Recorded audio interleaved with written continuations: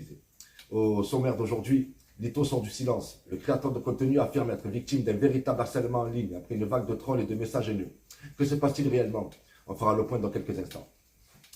Dans l'actualité sportive également, énorme attente autour du match de ce soir entre la France et l'Ukraine. Les Bleus sont-ils prêts pour ce choc décisif? Analyse compo probablement et enjeu de la rencontre à venir. Et puis une question qui agite déjà les réseaux. Assiste-t-on à la chute d'Olive Olive? Bad buzz, critique et tension, retour sur une polémique qui prend de plus en plus d'ampleur. Et enfin, nous recevons sur notre plateau l'inimitable Francis Lalanne. Bonsoir Francis. Oui, parfait. Il viendra nous présenter son nouvel album et reviendra avec nous sur son actualité musicale et ses projets. Voilà. Merci d'être avec nous et nous commençons ce journal de suite. Première information de ce journal. Le créateur de contenu Lito est au cœur de l'actualité. Depuis plusieurs jours, il affirme être la cible d'un important harcèlement en ligne. Selon ses déclarations, une vague de messages provenant de comptes anonymes, souvent qualifiés de trolls, viendrait perturber ses réseaux sociaux et son activité. Une situation qui suscite de nombreuses réactions sur Internet entre soutien et ses abonnés, de débats et de modération de plateformes. Reportage de Stéphanie Macolini. Comme vous savez, Olive Olive est mon ami. Que ça vous plaise ou non. Olive Olive, malheureusement, de par sa notoriété, il a des gens sur les réseaux qui lui en veulent. Injustement. Des personnes qu'il ne connaît pas dans la vie, des personnes à qui il n'a jamais rien fait mais qui lui en veulent. Ce qu'on appelle des trolls. Je mets la définition pour ceux qui ne savent pas ce qu'est un troll. Ces personnes-là, depuis quelques mois, vu qu'avec Olive, on est amené bien souvent à faire des lives ensemble, pour parler à notre communauté, parler aux gens qui nous suivent, parler aux Français qui ont envie de faire passer un message, s'amuse à venir sur nos lives, les enregistrer et à sortir nos propos du contexte. Encore s'arrêter qu'à là.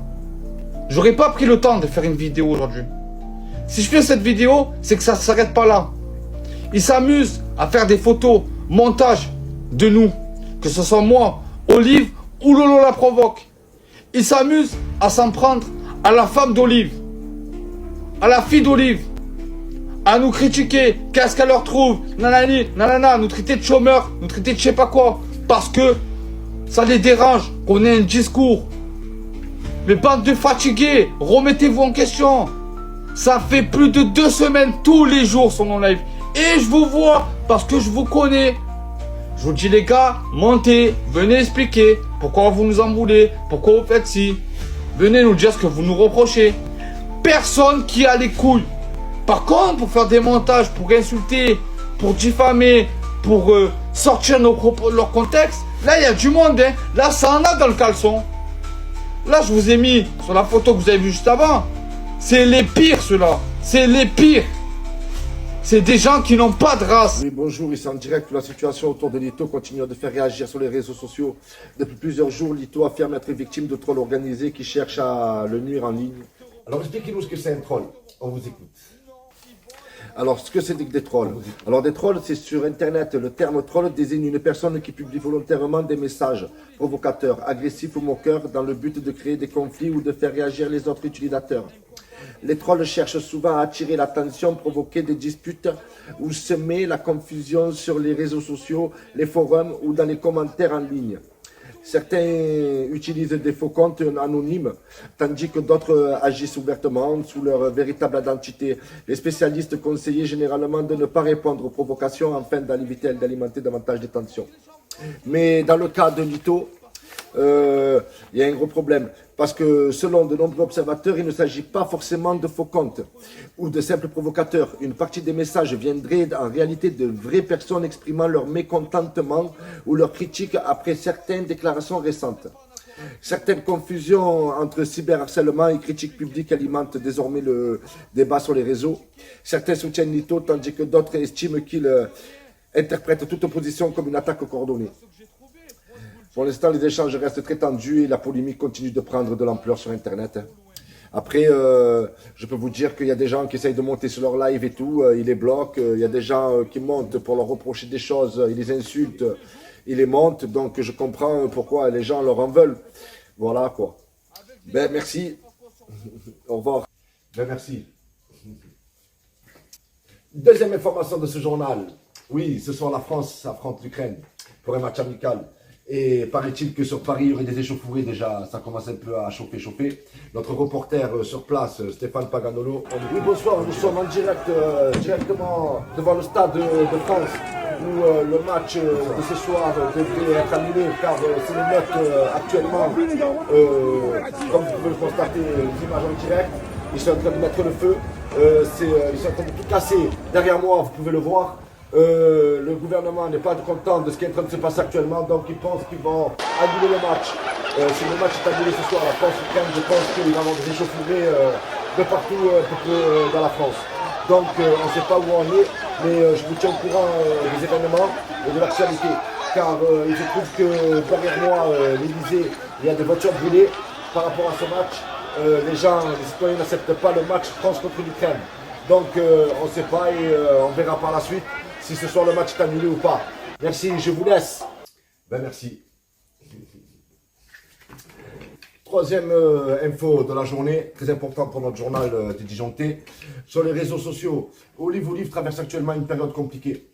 Les créateurs de contenu voient son nombre d'abonnés diminuer progressivement ces dernières semaines, une situation qui fait beaucoup réagir sa communauté. Lors d'un récent live TikTok, il s'est notamment plaint de ne réunir qu'une trentaine de spectateurs en direct, exprimant sa frustration face à la bête audience. Certains internautes lui apportent leur soutien, estimant que les créateurs passent tous par des périodes difficiles, tandis que d'autres critiquent sa manière de réagir publiquement à cette perte de popularité. Malgré cette baisse de visibilité, Olive continue de publier du contenu régulièrement dans l'espoir de relancer sa communauté en ligne. Calme-toi, Olive, calme-toi, ça va bien se passer. Calme-toi, ça va bien se passer, Olive, calme-toi. Ne casse pas ton téléphone, ne t'énerve pas, fais attention à ta tension. Le live ne marche pas, ça fait 7 fois que je lance ce putain de live. Il n'y a pas moyen, on est 30 sur le live, c'est un délire absolu. Est-ce que ça va se mettre à fonctionner? S'il vous plaît, faites que la censure s'enlève, s'il vous plaît. C'est un délire. Aujourd'hui, c'est un doux délire, Ça me rend dingue. Tous les gens qui arrivent dès le début, s'il vous plaît, je vais essayer de garder mon calme. Je vous jure, je prends beaucoup sur moi. Les gens qui vont tomber sur cette vidéo, ils vont pas comprendre. Ça fait 7 fois que je lance le live. 7 fois. 7 fois parce qu'il y a de la censure de merde. Je vais me calmer. Un like, un partage, s'il vous plaît. Aidez-moi à propager ce live. Je vous en supplie, faites. Oui, bonjour. Ben, la polémique continue de grandir autour d'Olive sur les réseaux sociaux. Depuis plusieurs semaines, de nombreux abonnés annoncent de se désabonner, reprochant aux créateurs de contenu de multiples promesses non tenues et plusieurs déclarations jugées trompeuses. Au centre des critiques, des appels aux dons effectués auprès de sa communauté afin de financer différents projets et révolutions annoncées en ligne. Selon plusieurs internautes, certains événements prévus auraient finalement été annulés sans remboursement des places achetées, provoquant la colère d'une partie du public. D'autres affaires font également surface, notamment une histoire liée à un véhicule C4 Picasso, ainsi que diverses accusations d'escroquerie relayées massivement sur les réseaux sociaux. Face à cette accumulation de polémiques, la confiance d'une partie de sa communauté semble s'effondrer progressivement, entraînant une baisse importante du nombre d'abonnés. De son côté, Olive conteste toute accusation, tandis que le débat reste extrêmement tendu en ligne. Voilà, merci, c'était tout pour aujourd'hui. Je vous donnerai les nouveaux infos pour demain. À demain. Ben, merci pour ce reportage, Magali Bertoli. Ben, comme vous avez pu constater, Monsieur Olive est en perte de visibilité. Ben, il était temps, car beaucoup de gens sur Internet commençaient à se plaindre par rapport aux mensonges qu'il pouvait dire sur ses vidéos, les escroqueries qu'il a pu faire, tout ça. Ben, il était temps. Pour ce quatrième événement de la journée, nous avons l'honneur aujourd'hui de recevoir sur notre plateau du journal des Disjonctés, Monsieur Francis Lalanne. Bonsoir Francis Lalanne, vous allez bien? Oui. Parfait. Alors racontez-nous un peu la sortie de votre album, votre ressenti, dans quel état d'esprit êtes-vous? C'est à vous, racontez-nous. Mon état d'esprit. Pour cet album, je suis entré dans la philosophie artistique que j'ai fait avec de l'électricité statique. Ok, parlez-moi un peu de votre contestation, car dans l'album, j'ai pu écouter un titre que j'ai bien aimé, qui s'intitule « Du rond-point au péage ». Pouvez-vous nous en parler? Écoutez, on parle de mon art ou mes revendications? Non, parce que ça me prend la tête. Toutes ces questions sur ma personnalité. Ok Francis. Sinon, vous avez des dates de concert prévues pour cet album? Non, pas encore. vu que l'album n'a pas encore dépassé les 300. Ben, c'est normal, Francis. Plus personne ne vous écoute, vous faites de la merde. Sinon, parlez-nous un peu, quelles sont vos idées politiques Bon, là, ça vous suffit. votez bien le RN, si Ouais. je ne me trompe pas. Arrêtez. D'accord? Hein? Je m'en vais maintenant, là. Mais non, Ouais. Francis, restez, on a encore plein de choses à vous dire. Vos fans vous écoutent. Ils veulent savoir si vous êtes toujours révolutionnaire dans votre contestation ou, car d'après nos recherches, vous êtes révolutionnaire incompris. Franchement, c'est quoi ces questions de merde? Ça veut Non, dire quoi? Francis, partez Ouais. pas. Vous connaissez rien à l'art. Vous connaissez rien du tout. D'accord? Vous faites que critiquer. Vous connaissez pas les gens. Il y en a marre de juger les gens comme ça. Je m'en vais. Partez Ça veut dire pas. quoi? On n'est pas Ouais. chagrin là. Écoutez-moi bien là. Hein? Quand vous aurez le respect des personnes, vous savez pas ce que je ressens, vous savez pas ce que je vis, vous savez pas ce que j'ai au fond de moi, au fond de mon cœur. Vous connaissez pas tout ça. Je m'en vais là. Bon, ben tant pis, il est parti. Bon, ben c'est la fin de cette édition. Merci de nous avoir suivis. Retrouvez toute l'actualité en continu sur notre site et nos réseaux. Très bonne soirée à toutes et à tous. Prenez soin de vous et à demain pour un nouveau journal télévisé. Pour l'instant, on vous laisse avec Marina pour la météo. Et à demain. Au revoir.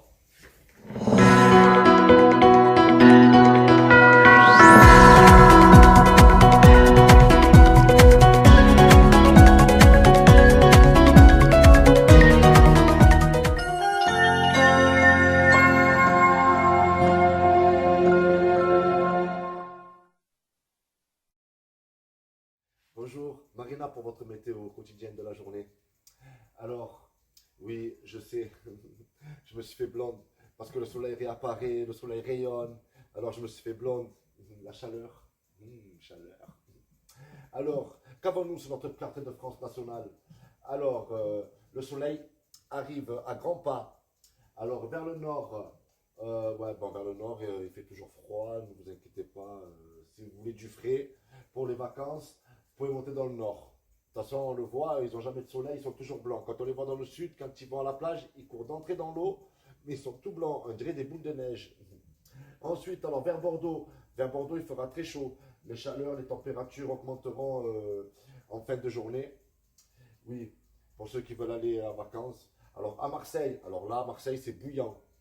Marseille c'est bouillant. Très chaud. Grosse chaleur.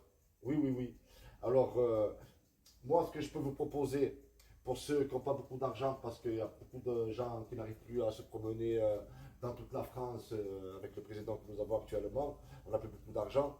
Alors, pour ceux qui n'ont pas beaucoup d'argent, moi, ce que je vous propose, c'est de descendre vers Marseille. Oui, Marseille, il y a la mer, il y a le soleil. Par contre, attention à votre sac. Faites attention à vos bijoux, faites attention à votre voiture, faites attention, oui. Voilà, sinon c'est une très belle ville, vous pouvez descendre sur Marseille. Voilà, je crois que j'ai fait le point sur la météo de la journée. Ben, je vous dis à demain pour la nouvelle météo avec moi-même Marina. Je vous laisse, à bientôt.